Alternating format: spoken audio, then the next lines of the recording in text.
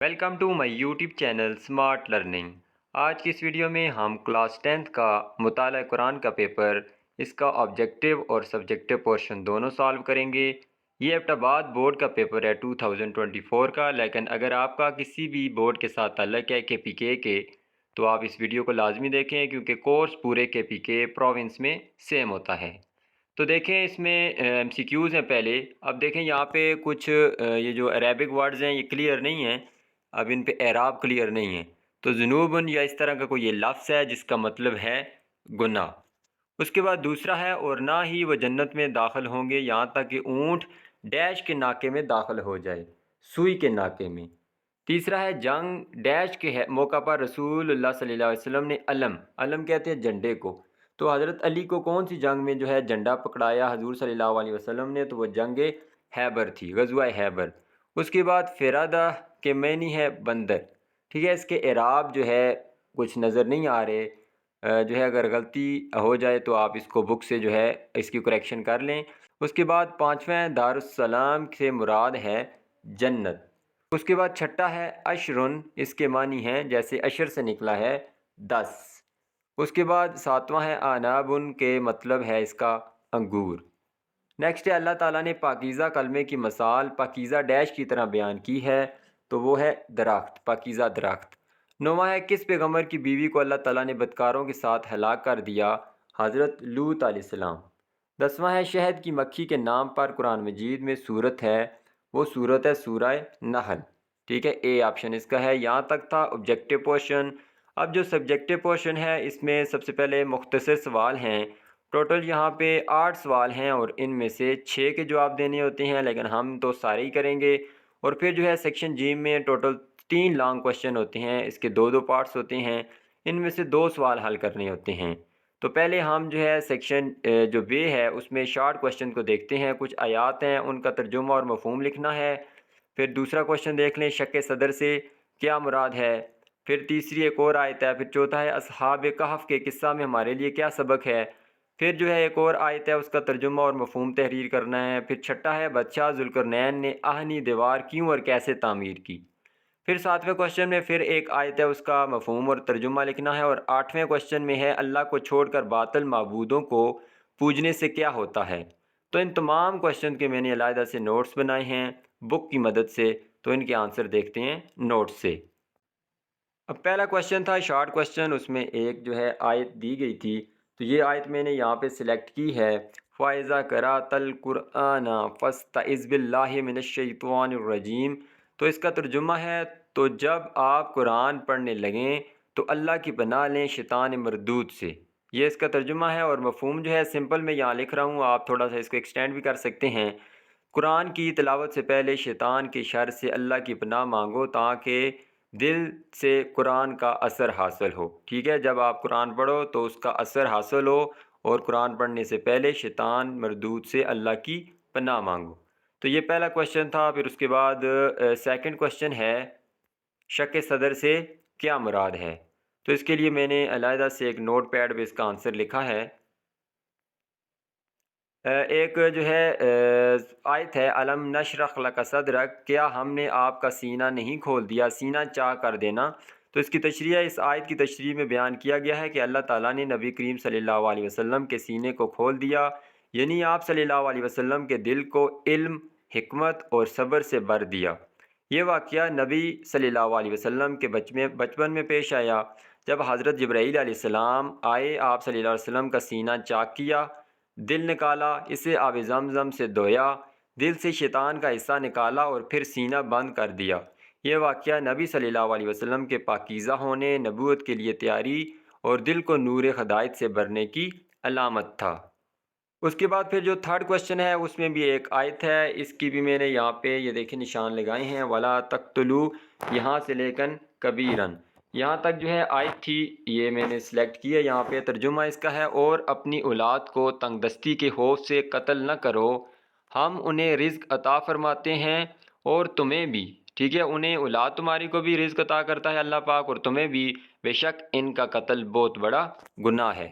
یہ اس کا ترجمہ ہے آیت کا۔ مفہوم بھی یہاں میں نے شارٹ سا مختصر سا منشن کیا ہے، غربت کے خوف سے۔ مفہوم یہ ہے کہ غربت کے خوف سے اولاد کو قتل نہ کرو، یہ سوچ کے کہ جو ہے رزق کہاں سے آئے گا، روٹی کہاں سے آئے گی، یہ سوچ کے اپنی اولاد کو قتل نہ کرو۔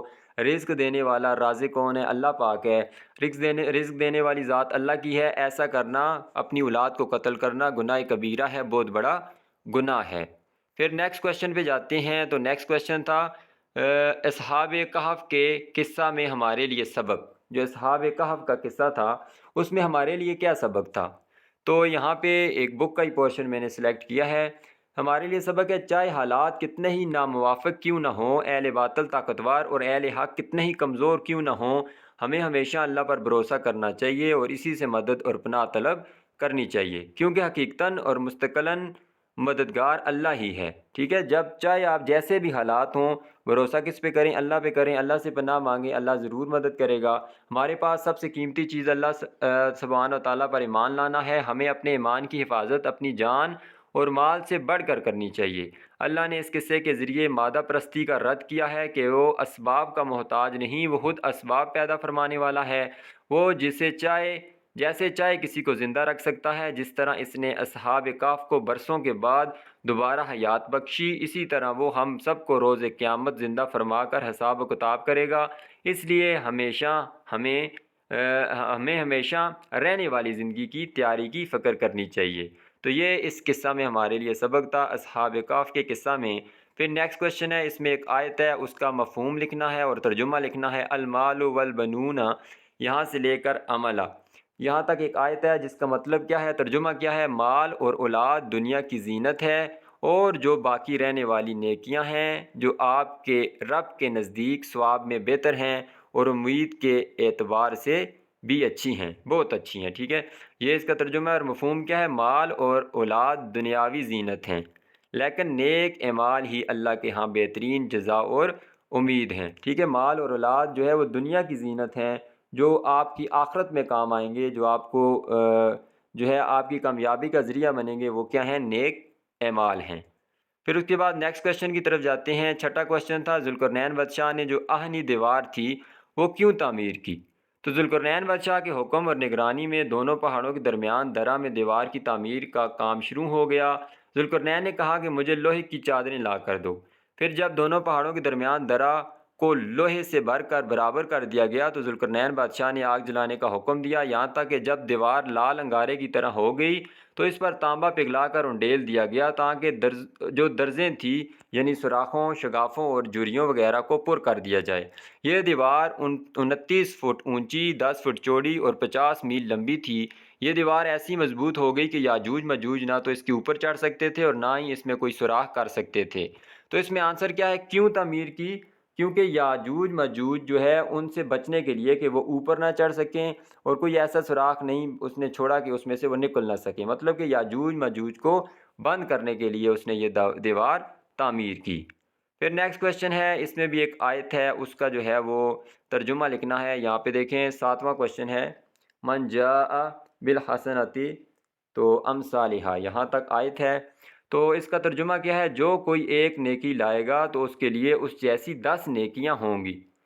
مفہوم کیا ہے اس آیت کا؟ جو شخص ایک نیکی کرے گا اسے 10 گنا اجر دیا جائے گا۔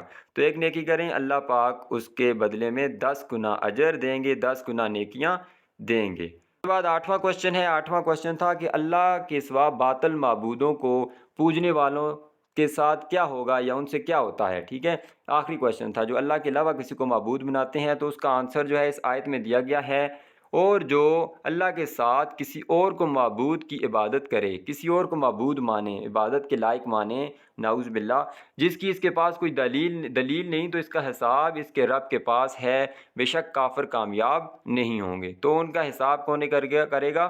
اللہ کرے گا، اور وہ کامیاب نہیں ہوں گے، اس میں کوئی شک بھی نہیں ہے۔ تو یہاں تک اس کے شارٹ کوشچن تھے۔ اب لانگ کوشچن کی طرف جاتے ہیں، تو پہلے ان کے کوشچنز دیکھ لیتے ہیں، اس کے بعد سیکشن جیم کے کوشچنز ہیں۔ تو پہلے کوشچن دیکھ لیتے ہیں۔ پہلا کوشچن جو ہے اس کا پہلا پارٹ ہے، سورہ ابراہیم کا شان نزول اور تعارف بیان کریں۔ پھر ایک آیت ہے، اس کا ترجمہ اور تشریح کرنی ہے۔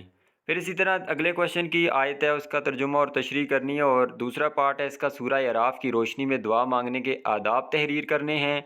پھر نیکسٹ جو ہے اس میں بھی ایک آیت ہے، اس کا ترجمہ اور تشریح، اور پھر دوسرا پارٹ ہے ذوالقرنین بادشاہ کون تھا۔ تو ان کے کوشچن کے آنسر بھی دیکھتے ہیں نوٹ سے۔ پہلا پارٹ ہے سورہ ابراہیم کا تعارف اور شان نزول۔ تو یہ شروع میں ہی ہے، سورہ ابراہیم مکی صورت ہے۔ اس کے آغاز میں ایام اللہ یعنی انبیاء کرام علیہ السلام اور ایمان والوں پر اللہ کے خاص فضل و کرم کے ظہور اور منکرین کی تباہی اور بربادی کے دنوں کو یاد دلانے کی تلقین کی گئی ہے۔ حضرت موسیٰ علیہ السلام اور سابقہ رسولوں کی اپنی قوموں کے ساتھ کشمکش کا بیان ہے۔ پھر انبیاء کرام علیہ السلام کو جھٹلانے والوں کے لیے عذاب جہنم اور دنیا داروں کو رہنما بنانے اور شیطان کے جھوٹے وعدوں اور تسلیوں پر یقین رکھنے والوں کا حال بیان کیا گیا ہے۔ اللہ سبحانہ و تعالیٰ کی بے شمار نعمتوں کے ذکر کے ذریعے اللہ کی یاد دلائی گئی ہے۔ مکہ مکرمہ کی حرمت، اس کے مکینوں کے لیے وافر رزق کی دستیابی، اپنی بندگی پر استقامت، اولاد کی نعمت کے حصول پر شکر، والدین اور تمام ایمان والوں کی مغفرت سے متعلق حضرت ابراہیم علیہ السلام کی عظیم دعاؤں کا ذکر ہے۔ سورت کے آخر میں قیامت کا ہیبت ناک حال بیان کیا گیا ہے۔ تو اسی صورت میں جو شان نزول اور تعارف دونوں مینشن کیے گئے ہیں یہاں پہ اس آنسر میں۔ پھر سیکنڈ اس کا جو ہے وہ پارٹ تھا کہ اچھا یہ تو آخری ہو گیا ذوالقرنین بادشاہ، جو اس کا دوسرا پارٹ تھا، ٹھیک ہے، دوسرا پارٹ جو ہے وہ چونکہ یہاں پہ میں نے مینشن کیا ہے آیت تھی وَلَقَدْ جَاءَهُمْ رَسُولٌ مِّنْهُمْ، تو یہ جو ہے آیت تھی ظالمون تک، سورہ نحل آیت نمبر 113، اس کا ترجمہ ہے اور بے شک ان کے پاس انہی میں سے ایک رسول آیا تو انہوں نے اسے جھٹلا دیا، پھر انہیں عذاب نے پکڑ لیا اور وہ ظالم تھے۔ تشریح اس کی ہے، اللہ تعالیٰ اس آیت میں سابقہ امتوں کا حال بیان فرما رہے ہیں کہ اللہ نے ان کی ہدایت کے لیے انہی کی قوم میں سے رسول بھیجے تاکہ وہ ان کی زبان اور حالات کو اچھی طرح سمجھیں، لیکن جب ان رسولوں نے اللہ کے پیغام پہنچایا تو قوم نے ان کی تکذیب مطلب کہ ان کو جھٹلایا۔ اس ظلم اور نافرمانی کے نتیجے میں اللہ کا عذاب ان پر نازل ہوا۔ تو یہ آیت کا ترجمہ اور تشریح تھی۔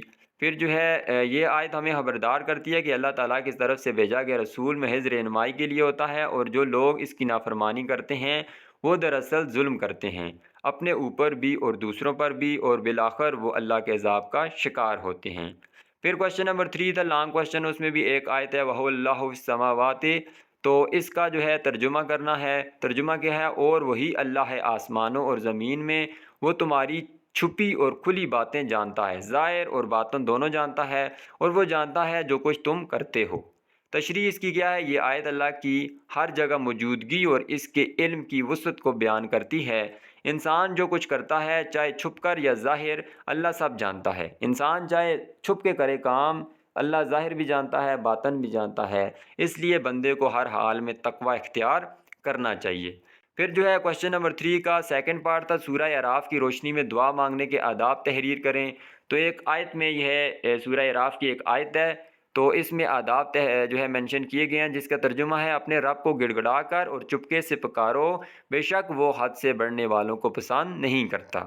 تو آداب اس میں کیا مینشن کیے ہیں؟ عاجزی اور انکساری سے دعا مانگیں، آہستہ اور اخلاص کے ساتھ، حد سے زیادہ نہ بڑھنا مطلب مبالغہ ارائی نہ کریں، حد سے زیادہ بڑھا چڑھا کے بات کو نہ بیان کریں، اور دل سے یقین کے ساتھ دعا مانگیں۔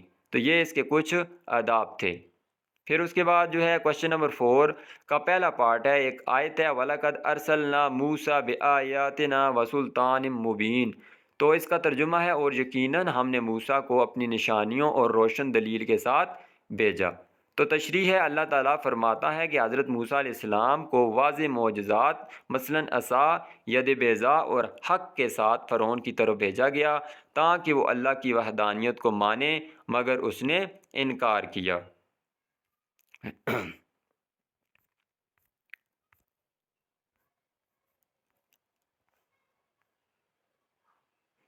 پھر لاسٹ کوشچن نمبر 4 کا لاسٹ پارٹ ہے، دوسرا پارٹ، ذوالقرنین بادشاہ کون تھا؟ تو یہاں پہ اس کا آنسر مینشن کیا گیا ہے۔ قرآن حکیم نے جس ذوالقرنین بادشاہ کا ذکر کیا وہ اللہ سبحانہ و تعالیٰ اور آخرت پر ایمان رکھنے والا، نیک سیرت، عادل، بڑا فاتح اور خدا ترس انسان تھا۔ اللہ سبحانہ و تعالیٰ اور آخرت پر ایمان رکھنے والا ایک خدا ترس ایرانی بادشاہ خسرو گزرا ہے، جس کا لقب ذوالقرنین بیان کیا جاتا ہے۔ اس کا دور حکومت 559 قبل مسیح تا 569 قبل مسیح ہے۔ اسے یونانیوں نے سائرس، عبرانیوں نے غورش اور عربوں نے جو ہے خسرو کہا ہے، ٹھیک ہے، عربوں نے کیا کہا ہے؟ خسرو کہا ہے۔ تو یہ کچھ ذوالقرنین بادشاہ کا تعارف تھا۔ جو آخری کوشچن کا آنسر ہے کہ ذوالقرنین بادشاہ کون تھا۔ یہاں تک تھا مطالعہ قرآن 10th کلاس کا پاسٹ پیپر 2024 کا۔ امید کرتا ہوں آپ کو ویڈیو پسند آئی ہوگی۔ اگر ویڈیو پسند آئی ہے تو اس کو لائک کریں، چونکہ کچھ دن کے بعد 3-4 دنوں کے بعد اس کا آپ کا پیپر ہے، تو اپنے دوستوں کے ساتھ بھی اس ویڈیو کو شیئر کریں۔ چینل کو سبسکرائب کرنا مت بھولیں۔ اللہ حافظ۔